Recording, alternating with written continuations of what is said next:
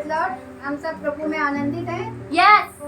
और हम लोग प्रभु की महिमा के लिए, हम लोग जब प्रभु की महिमा करने आते हैं, परमेश्वर के पास आते हैं, तो परमेश्वर ने हम सबको जगत में आने से पहले परमेश्वर ने हम सबसे क्या प्रेम किया, क्योंकि परमेश्वर का वचन बताता है यूहन्ना 3:16 में कि परमेश्वर ने जगत से ऐसा प्रेम रखा कि उसने अपना इकलौता पुत्र दे दिया, ताकि जो कोई विश्वास करे वो नष्ट ना हो परंतु अनंत जीवन पाए।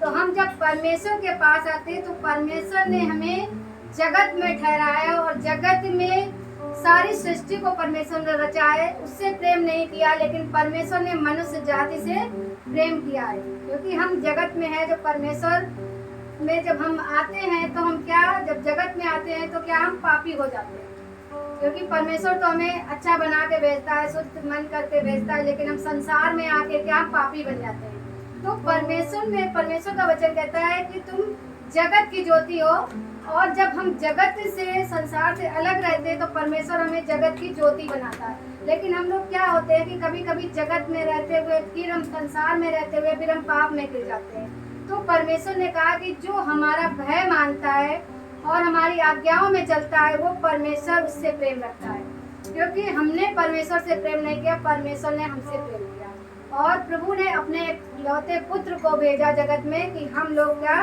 पापी न ठहराए जाएं, और परमेश्वर के जगत में, परमेश्वर के राज्य में हम लोग क्या उसके सहभागिता हो। जब हम इस संसार से जाएं, संसार को छोड़ कर जाएं, तो हमें अपने आप को इतना अच्छा बना लें कि परमेश्वर जैसे यीशु मसीह पापी नहीं था, वो ईमानदार था, धर्मी था, ऐसे हमें अपने लिए, अपने बच्चों के लिए ऐसी प्रार्थना करें कि संसार से अलग रहें, संसार की चीज़ों से अलग रहें। जब हम संसार की चीज़ों से, संसार के नियमों से जब हम अलग रहेंगे तो परमेश्वर हमें स्वर्ग ले जाएगा और अपने साथ बैठा लेगा, क्योंकि परमेश्वर ने हमें इकलौता पुत्र दिया है, उसका नाम यीशु मसीह है। उसने हमारे पापों के लिए वो क्रूस पर चढ़ा, उसने सारी ताड़नाओं को सहा, सारी बीमारियों को उसने सहा, कि हम सब उस यीशु मसीह के साथ बैठने पाए, उसके साथ भोजन करने पाए, क्योंकि वचन कहता है कि आत्मिक रोटी यीशु मसीह है, हमारा जीवन का जल यीशु मसीह है। और जब हम यीशु मसीह का जल पी लेते हैं, उसका स्वाद चख लेते हैं, तो दूसरे स्वाद का हमें किसी प्रकार का वो नहीं रहता है, क्योंकि हमें जब आत्मिक जीवन परमेश्वर सही करता है तो हम अच्छे बन जाते हैं। और जब हमें सारी चीज़ें बेकार लगने लगती, संसार की सारी चीज़ें हमें बेकार लगने लगती, इसलिए हमें जब परमेश्वर से प्रेम करें तो परमेश्वर की आज्ञाओं में चले। जो जो परमेश्वर ने मना किया है वो हमें माने, ना कि हम दो नाव पर चले कि हम ये भी कर लें वो भी कर लें, रिश्तेदार भी ना छूटे, हमारे पड़ोसी भी ना छूटे। तो हमें ऐसा नहीं करना है।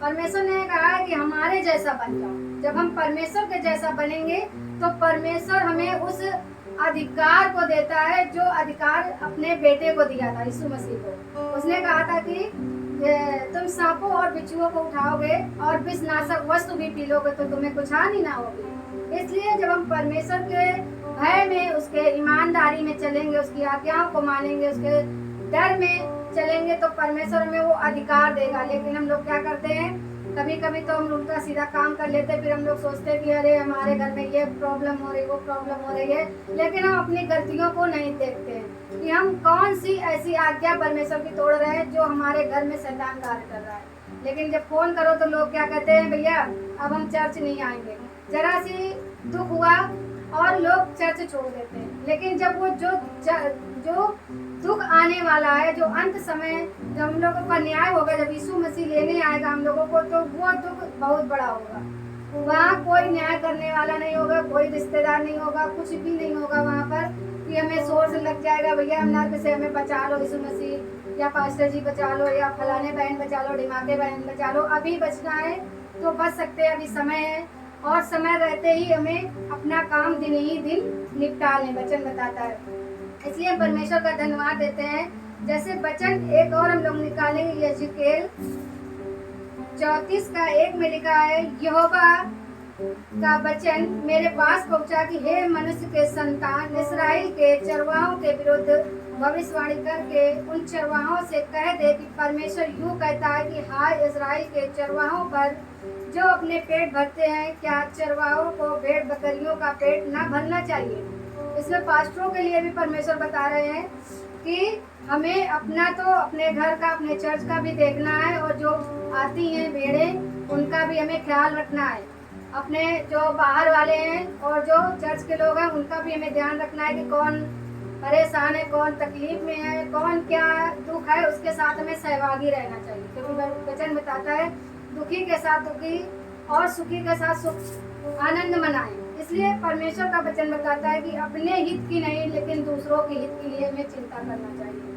हमें अपनी ही भलाई नहीं करो और दूसरों की भी भलाई करो। तो परमेश्वर कहता है वचन में कि अपने सताने वालों से प्रेम करो, उसके लिए दुआ करो, अपने शत्रुओं से प्रेम करो। इसलिए हमें चाहे जैसे भी शत्रु हो हमें उनसे प्रेम करना है। और परमेश्वर का इसमें 11वीं आयत में बताता है, क्योंकि परमेश्वर यहोवा यूं कहता है, देखो मैं आप ही अपनी भेड़ बकरियों की सुध लूंगा और उन्हें ढूंढूंगा, जैसे चरवाहा अपनी भेड़ बकरियों में से भटकी हुई है, वैसे फिर अपने झुंड को बटोरता हूँ, वैसे ही मैं भी अपनी भेड़ बकरियों को बटोरूंगा और मैं उन्हें उन सब स्थानों से निकाल लाऊंगा जहाँ जहाँ वे बादल और घोर अंधकार में दिन में तितर बितर हो गई है। परमेश्वर बताता है कि जो अभी छोटा सा दुख आया, छोटी सी तकलीफ आई और भेड़े क्या तितर बितर हो गई। आज देख रहे हैं हम लोग, जरा सा संकट आया लोग चर्च छोड़कर चले गए। लेकिन परमेश्वर का वचन एक सत्य है, वो अंत समय जब परमेश्वर आएगा न्याय करने तो अपनी भेड़ बकरियों को अपने साथ रखेगा और उसका न्याय करेगा। भेड़ों को अलग करेगा और बकरियों को अलग कर देगा, क्योंकि वचन हमारा एक सत्य है। परमेश्वर का वचन बताता है कि अपनी भेड़ों को मैं देखता हूँ, मेरी भेड़ें मेरा शब्द सुनती। जो परमेश्वर से प्रेम रखता है वो परमेश्वर के पीछे चलेगा, और जो परमेश्वर से प्रेम नहीं रखता है वो अलग हो जाएगा। वो भेड़ और बकरियों का हिसाब होगा।